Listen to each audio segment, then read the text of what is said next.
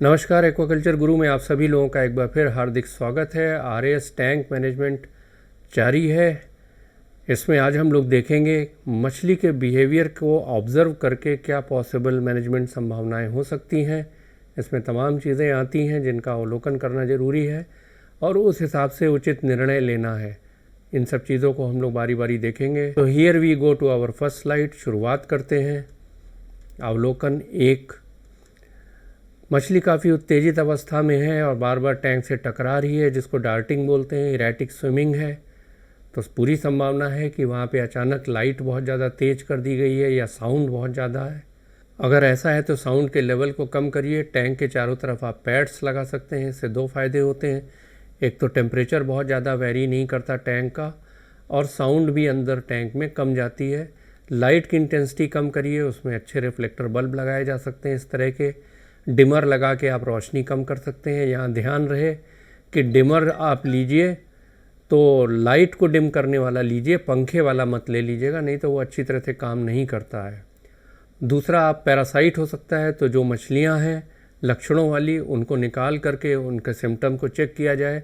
इसको किसी योग्य विशेषज्ञ द्वारा किया जाना चाहिए। हाई अमोनिया भी हो सकता है, इसलिए अमोनिया का लेवल टेस्ट करिए। अवलोकन 2।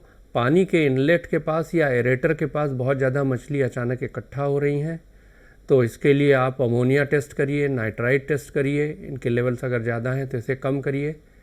पैरासाइट और डिजीज़ के लिए चेक करिए। लक्षणों वाली मछलियों को किसी क्वालिफाइड एक्सपर्ट द्वारा टेस्ट करवाइए। और बैड क्वालिटी अगर फीड है तो उनको चेक करिए। फीड में हो सकता है कहीं क्लम्पिंग हो गई हो, डिस्कलरेशन हो गया हो, तो इसे आप हटा दें, नया फीड इस्तेमाल करें। ये बिल्कुल नहीं चलेगा, इसका टोटल डिस्कार्ड करना बहुत ज़रूरी है। लो ऑक्सीजन है तो ऑक्सीजन के लिए टेस्ट करिए। हम लोग विंकलर्स मेथड इस्तेमाल करते हैं, ये सबसे ज़्यादा रिलायबल होता है।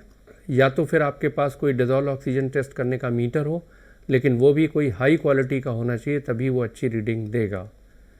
अवलोकन नंबर 3। फूली हुई आँखें होती हैं, आँखें बाहर निकली रहती हैं, तो वायरस या बैक्टीरिया संभावित हो सकता है कारण। इसके लिए मछली का जांच करें जो लक्षण वाली हैं। गैस बबल डिजीज़ हो सकती है। सुपर सेचुरेशन के लिए आप चेक करिए कि कहीं ऑक्सीजन या नाइट्रोजन का सुपर सेचुरेशन तो नहीं हो रहा है। और जो भी मछली इससे प्रभावित हैं उन्हें बाहर निकाल के किसी योग्य विशेषज्ञ द्वारा उसका परीक्षण किया जाना चाहिए, ये बहुत ज़रूरी है। अवलोकन नंबर 4। सतह पर मछली जाके लेट जाती है, तैरती नहीं है। थोड़ा आप उसे प्रॉम्प्ट करते हैं फिर भी नहीं आती। जो लाइकली कॉज हो सकते हैं वो पैरासाइट और बैक्टीरिया हो सकते हैं। लक्षणों वाली मछलियों को तुरंत अवलोकन करिए, एग्जामिन करिए। लो डीओ है तो उसके लिए तुरंत टेस्ट करिए, ऑक्सीजन बढ़ाइए। अमोनिया और नाइट्राइट को आप चेक कर सकते हैं, उनके लेवल को। बैड क्वालिटी फीड है, जैसा कि भी हमने पहले बताया, उसे आप बदलिए। हाई कार्बन डाइऑक्साइड लेवल है, उसको चेक करिए और कार्बन डाइऑक्साइड लेवल को अच्छी तरह से कंट्रोल में लाइए।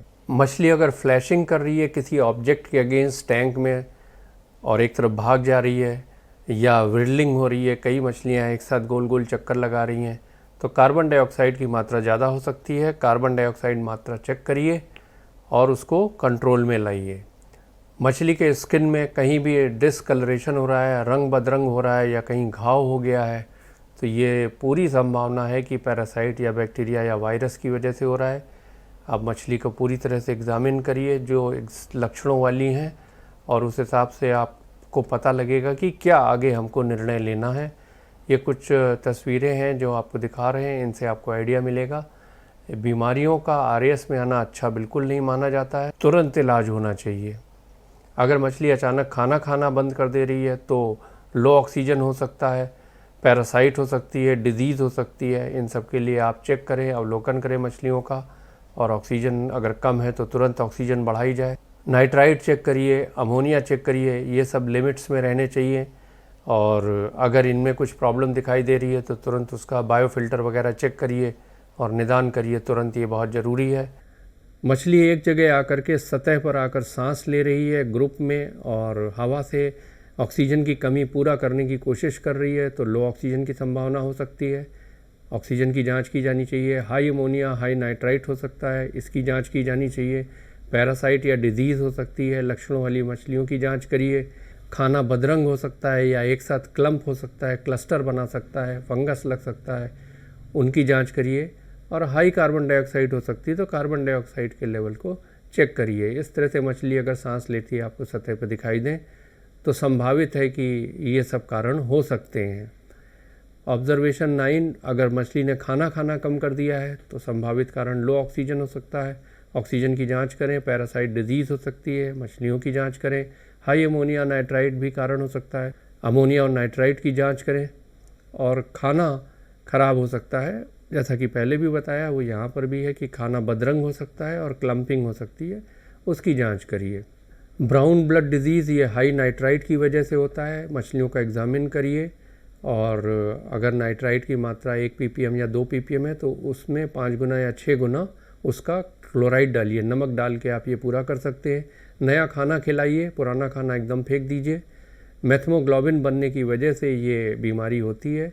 नाइट्राइट टॉक्सिसिटी की वजह से जो हीमोग्लोबिन होता है वो मेथमोग्लोबिन में बदल जाता है। ये काफ़ी चर्चित चित्र है, हमारे कई वीडियो में आपको देखने को मिलेगा। क्लियर ब्लड या नो ब्लड डिजीज़ ये विटामिन की डिफिशियंसी से होता है। मछली के अवलोकन करने के बाद अगर ऐसा पाया गया तो आप खाने को तुरंत डिस्कार्ड करिए, दूसरा खाना खरीदिए और या इसी कंपनी का खाना खरीदें मगर दूसरे बैच का खरीदें। 60 दिन से ज़्यादा का खाना हो जाए तो बिल्कुल भी मत खिलाइए, इन सब बीमारियों के आने की बहुत संभावना रहती है। ब्रोकन बैक डिजीज़ ये एश शेप का हो जाता है बैकबोन, और ये विटामिन सी की डिफिशियंसी से होता है।